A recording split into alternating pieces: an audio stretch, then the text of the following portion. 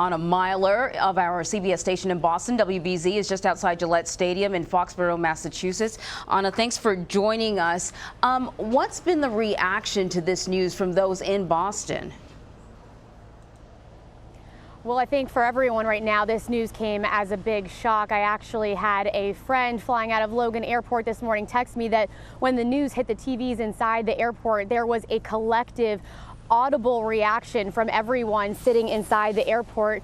And I think that because a lot of people in this area have been following the murder trial for the last 7 weeks, that trial just ending on Friday, Aaron Hernandez was really fresh on a lot of people's minds in this area. So this news this morning really coming as a big surprise. Right, and I suppose now there will be one more investigation connected to Aaron Hernandez. It will be the investigation into his own death. What's to come with that? How does this unfold? So the medical examiner's office has taken custody of Aaron Hernandez's body, and the state police are now investigating his death.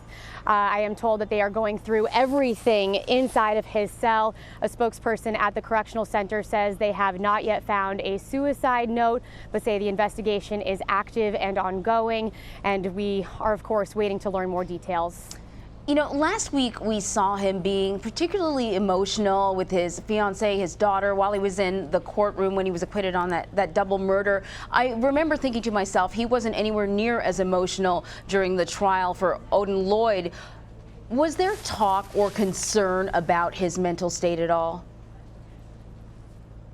Well, as you mentioned, that sight of his fiancée, Cheyenne, and their 4-year-old daughter, Avielle, inside the courtroom was just a very heartbreaking thing to see. Aaron Hernandez was smiling at his daughter and blowing kisses at her, and just seemed very overjoyed to see her. And then, of course, when that verdict was read, that he was found not guilty for the murders of Daniel De Abreu and Safiro Furtado in Boston South End in July 2012, we saw the emotion come across his face, and he was wiping away tears.